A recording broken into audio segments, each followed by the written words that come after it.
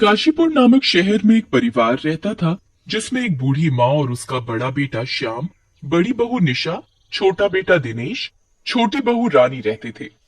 जिसमें बड़े बेटे श्याम के दो बच्चे थे, जिनका नाम तोलू और मोलू था।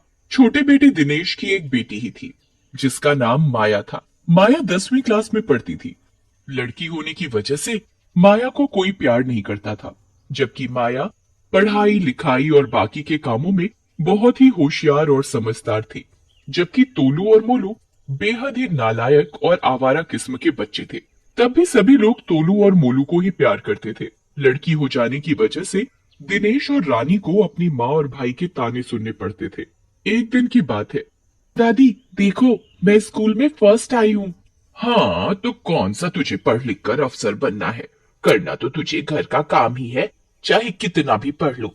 आखिरकार जलाना तो चूल्हा ही है, बनानी तो रोटी ही है। अफसर तो मेरे तोलू मोलू बनेंगे। तभी तोलू और मोलू भी आ जाते हैं। आ गए मेरे लाडले।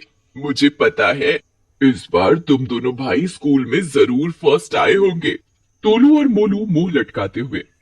नहीं दादी, हम फर्स्ट नहीं आए, बल्कि हम फेल हो गए। कोई बात नहीं, अब की बार अच्छे से पढ़ाई करना और फर्स्ट आना। दादी कुछ पैसे दो ना, कुछ चीज खानी है। ये ले बेटा, मेरा राजा बेटा। और दादी तोलू और मोलू को पैसे दे देती है।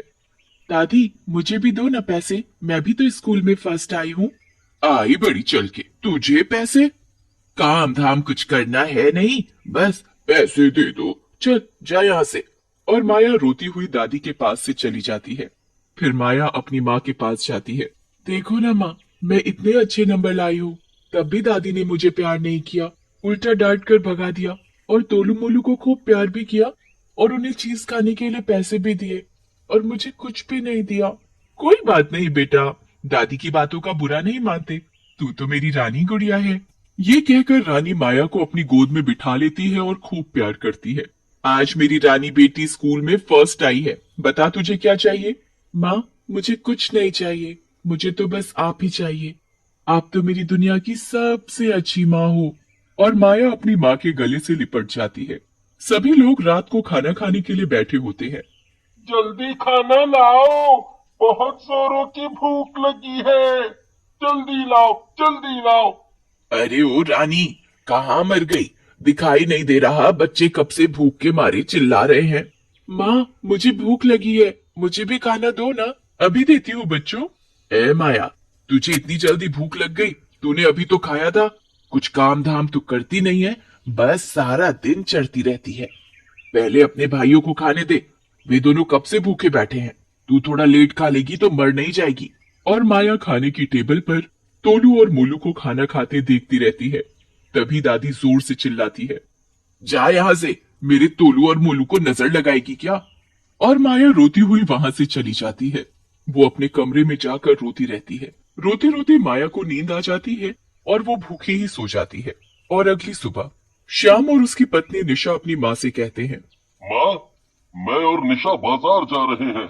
निशा को अपने लिए साड़ी लेनी है और मुझे अपने लिए और तोलू मोलू के लिए कपड़े लेने हैं। ठीक है, जाओ ले आओ। तभी दिनेश और उसकी पत्नी भी कहते हैं, माँ माया के कपड़े छोटे हो गए हैं, मुझे भी उसके लिए कपड़े खरीदने हैं।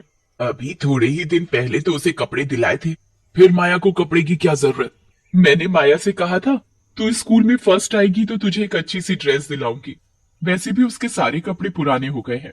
कोई जरूरत नहीं है कपड़े वपड़े दिलाने की, वैसे भी इस बार घर में बहुत खर्चा हो गया है, बाद में दिला देना कपड़े। दिनेश और रानी माँ की बात सुनकर चुप हो जाते हैं। तभी दादी जोर से चिल्लाने लगती है, घर में कितना काम पड़ा है और ये महारानी माया कहाँ मर गई? माँ माया सो रही है। जगाओ से, 10 बज गए हैं और ये महारानी अभी तक सो रही है। इसे कुछ काम धाम सिखा, जगाओ से। माया उठो बेटा, सुबह हो गई। और माया जाग जाती है।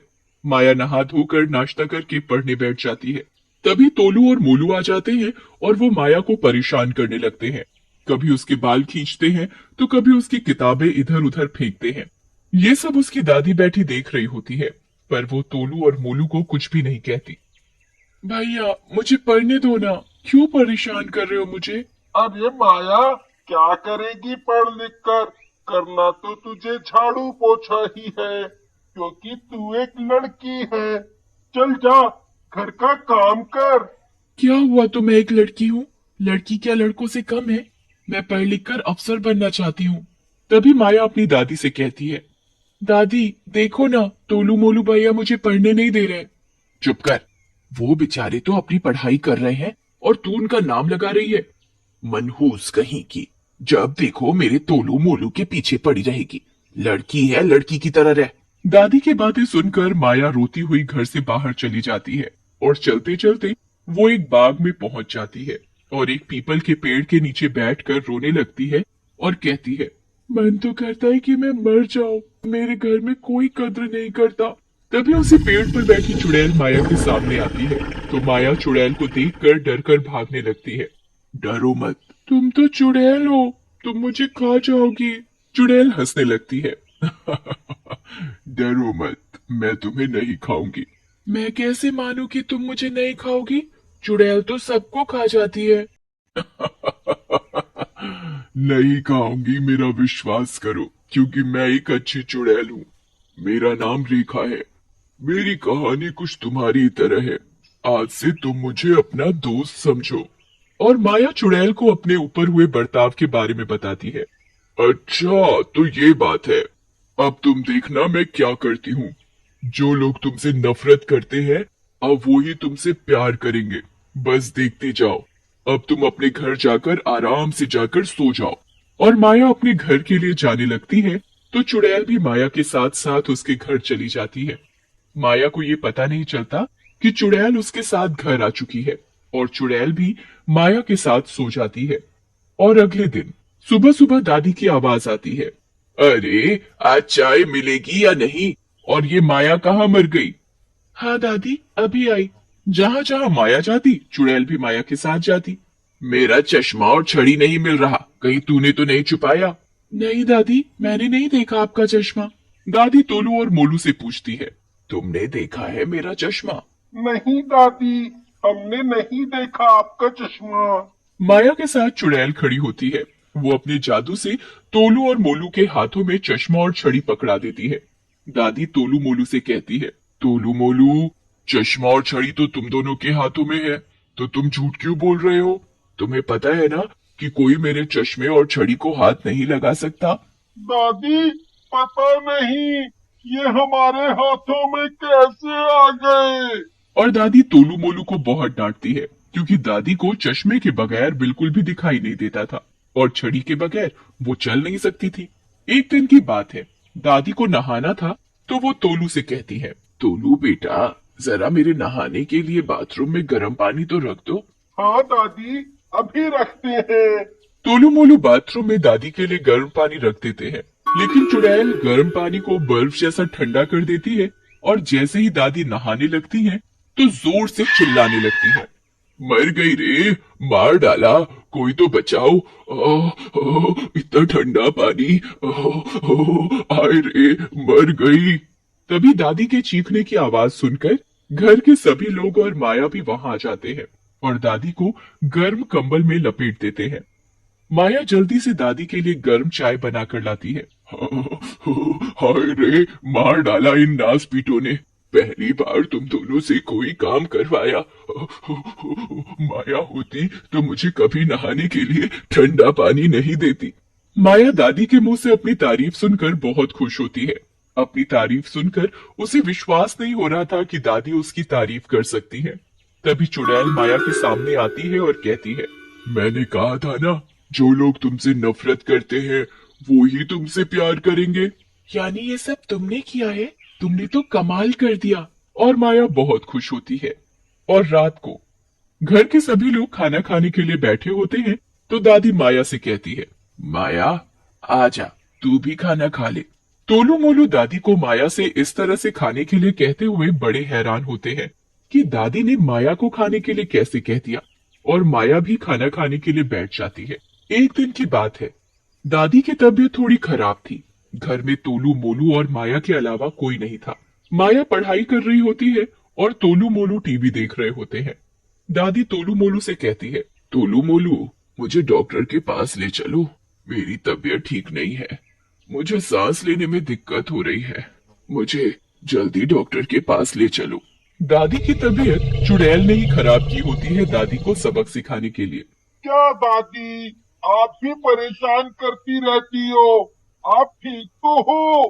वैसे भी हम टीवी देख रहे हैं, हमें अभी टीवी देखना है, हमें परेशान मत करो। तोलू मोलू दादी की कोई बात नहीं सुनते और वो दादी को डॉक्टर के पास ले जाने से मना कर देते हैं। तभी माया आती है और वो दादी से कहती है, दादी मैं चलती हूँ आपके साथ। माया दादी को डॉक्टर के पास ले जाती है। डॉक्टर देखो ना मेरी दादी को क्या हुआ है। डॉक्टर दादी की हालत देखकर कहता है, अगर आपने इन्हें लाने में थोड़ी सी भी देरी कर दी होती ना, तो इनका बचना मुश्किल था, क्योंकि इन्हें हार्ट अटैक आया है। इन्हें जल्दी ही एडमिट करना पड़ेगा। तभी घर के सभी लोग हॉस्पिटल पहुंच जाते हैं और डॉक्टर दादी का इलाज करके दादी को बचा लेते हैं। शुक्र है इस बच्ची का, जो समय से इन्हें हॉस्पिटल ले आई और इनकी जान बच गई। बहुत ही समझदार बेटी है। बेटी नहीं, ये तो आपका बेटा है, बेटा। आज इसकी वजह से ही आपकी जान बची है। दादी को डॉक्टर की बातें सुनकर रोना आ जाता है और वो माया को अपने गले लगाकर बहुत रोती है और कहती है, माया बेटा, तू मेरी पोती नहीं बल्कि तू तो मेरा बेटा है। आज मेरी आंखें खुल गई कि बेटी भी किसी बेटे से कम नहीं है। मैं ना जाने कौन से भरम में जी रही थी। हमेशा मैं तोलू मोलू पर ही गर्व महसूस करती थी कि वो मेरे बेटे हैं। उन्होंने तो बेटे होकर भी वो काम नहीं किया जो तूने किया है। आज जाकर मेरी आंखें खुली हैं। मुझे तुझ पर नाज और गर्व है। फिर दादी खूब फूट फूट कर रोने लगती है और दादी माया को खूब प्यार करती है। चुड़ैल भी दादी को माया से प्यार करते देख बहुत खुश होती है और चुड़ैल माया से कहती है, अब मेरा जाने का समय हो गया, मुझे जाना होगा। तुमने तो वो कर दिखाया जो मैंने कभी सपने में भी नहीं सोचा था। चुड़ैल को भी एक नेक काम करने से मुक्ति मिल जाती है और माया और उसका परिवार भी हंसी खुशी रहते हैं।